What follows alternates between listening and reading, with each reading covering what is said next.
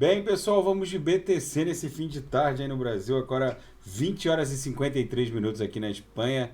No Brasil, 15h53, 15h53 desse domingo, 17 de abril de 2022. A BTC segue volátil, mas respeitando aqui a nossa canaleta virtual de alta. Deixa eu despoluir essa subfigura triangular ali que ela está desenhando. Mesmo com toda a volatilidade desse domingo, o corpo real desse candle, cuja plotagem termina daqui a pouco, segue respeitando tanto a base da nuvem de Shimoku no diário, quanto a nossa canaleta virtual de alta. A gente segue desenhando uma subfigura triangular que deve se desdobrar numa pernada impulsiva, respeitando essa canaleta virtual de alta aqui. Nos outros indicadores, vocês vejam que o MACD aqui nitidamente está dando conta de um arrefecimento dessa amplitude ondulacional vendedora. Já já a gente deve criar uma amplitude ondulacional compradora. Tá tudo muito tenso no mundo. Daqui a pouco vai abrir futuros de Nasdaq e Dow Jones. A bolsa de Tel Aviv hoje fechou próxima da estabilidade, a mais 0,20. Vamos ver como vai se comportar a abertura de Nasdaq e Dow Jones aqui na nossa banda de VWAP mensal. A gente segue desenhando uma grande figura triangular também. Vamos ver se esse triângulo não vai ficar descaracterizado para baixo, né? Mas sim para cima, em direção à VWAP mensal, que cedeu para 43.300 nessa faixa. É bem provável que para cima, já que a gente já fez uma tentativa, duas, a terceira falhou, acabou virando uma acumulação triangular, que deve se desdobrar numa pernada ascendente em direção à VWAP mensal. Na nossa grade curvilínea de expansão logarítmica exponencial aqui no semanal, a BTC basicamente segue respeitando tanto a nuvem de Shimoku e esse candle aqui dessa semana, a plotagem dele termina agora, de domingo para segunda. Então nas próximas horas a gente vai ter um novo candle, provavelmente vendedor ainda aqui no Heikin Nash, mas com um corpo real bem menor, provavelmente um doji, que deve já ensaiar a criação de um candle comprador. Vamos ver qual vai ser o tamanho do corpo real desse doji, que vai se abrir ainda vendedor, já que o corpo real vendedor desse candle aqui, cuja plotagem termina em poucas horas, ficou um pouco extenso. Mas enfim, é normal essa volatilidade, a gente segue trabalhando dentro desse retângulo acumulacional aqui, enquanto a BTC estiver presa entre 48 e 200 e a base desse retângulo aqui na faixa de 37.800, 37.900, a BTC fica sujeita a toda essa acumulação num formato retangular. Eu acho improvável que a BTC volte a testar um patamar abaixo da linha inferior da nuvem de Shimoku aqui no semanal, que está em 39.564. A gente chegou a fazer um beijinho nessa semana em 39.200. Agora, a base da nuvem de Shimoku para esse próximo candle que vai se abrir vai ficar um pouco acima, em 39.500. Eu acho improvável que a BTC volte a testar um patamar inferior a esse. Pode ser que dê uma agulhada e volte rapidamente. Tá tudo muito tenso, esse conflito só vai escalando em termos de gravidade. Agora à tarde, o Putin conversou com o príncipe herdeiro saudita Mohammed bin Salman. Eu já avisei aqui no canal várias vezes que a proximidade dos dois beira a intimidade.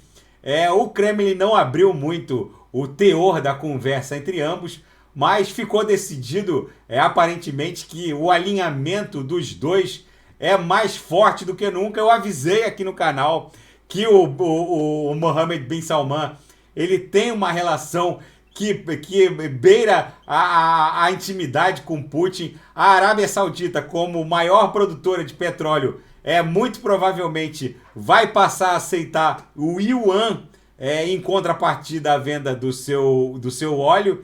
E isso só reforça o destronamento do dólar norte-americano dessa posição privilegiadíssima de contrapartida para aquisição de commodities energéticas. Esse alinhamento da Arábia Saudita tem relação esse forte viés saudita agora favorecendo a Rússia e o Vladimir Putin nessa cruzada invasora sobre o território ucraniano, isso tem relação também com uma certa vingança. O Mohammed bin Salman, ele não perdoou até agora a Kamala Harris, a vice-presidente norte-americana, e o Joe Biden, já que na campanha democrata eles acusaram o Mohammed bin Salman de esquartejar um jornalista saudita dentro do consulado saudita em território turco. E ele não perdoou as declarações dadas em campanha, e isso tá soando assim como uma vendetta. Ele, no auge da crise, em que o barril de petróleo avançou para mais de $100, ele não atendeu a uma ligação do Joe Biden, e agora os dois conversam como amigos de infância, ele e o Vladimir Putin. E isso é só um indício desse reset financeiro mundial. Essa crise russo-ucraniana vai, além de redesenhar o mapa geopolítico do planeta, vai deixar sérias cicatrizes. O que alguns analistas estão colocando aqui na Bloomberg, numa reportagem muito interessante hoje, é que mesmo que essa guerra acabasse hoje, as divergências entre os integrantes da OTAN são tão gritantes. A França, por exemplo, só para dar um exemplo, essa reportagem é longa, é muito extensa, mas só para dar um exemplo, a França, perigosamente perto de eleger Marine Le Pen, que abertamente admira o Vladimir Putin e exigiu uma reaproximação com a Rússia.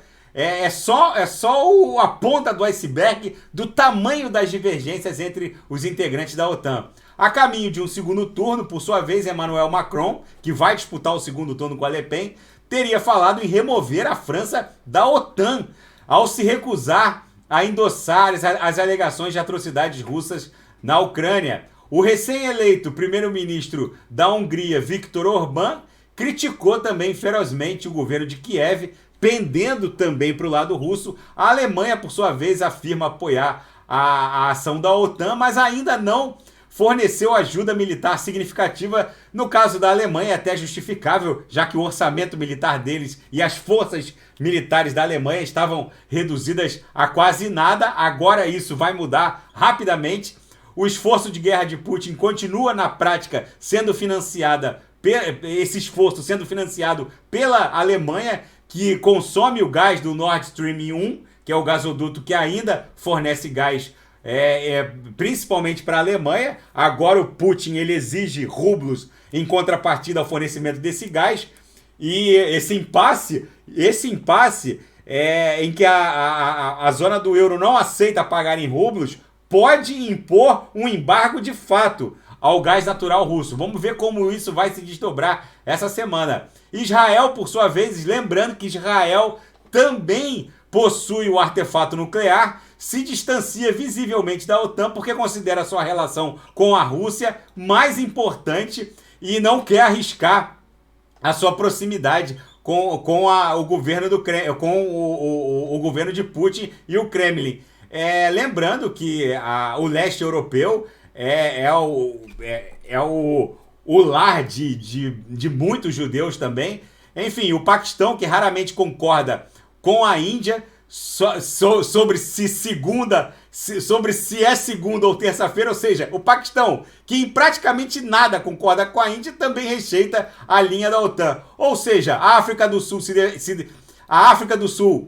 defendeu a Rússia já abertamente. Brasil e México vêm se abstendo de algumas resoluções tomadas pela ONU, ou seja, a China totalmente relutante em romper relações com a Rússia. Toda essa velha ordem global vai ser desrompida. Essa guerra está mostrando divergências insuperáveis dentro da própria OTAN. Eu reportei aqui desde o começo desse conflito que o Vladimir Putin parece orquestrar e controlar temporalmente o conflito. Agora a inteligência norte-americana dá conta de que esse conflito pode se arrastar por meses ou até por anos, já que a maneira como o comando militar russo ela trava o conflito, parece que visivelmente eles não têm a menor pressa em resolver essa questão, ou seja, o dólar vai sangrando, vai perdendo essa condição privilegiadíssima de contrapartida para aquisição de commodities energéticas. O fiel da balança, China, Arábia Saudita, tá pendendo, ambas estão pendendo para o lado russo. A OTAN tá vendo as suas divergências viscerais entre os seus integrantes serem expostas de uma maneira bizarra e até inacreditável. Uma nova direita alternativa começa a surgir na Europa.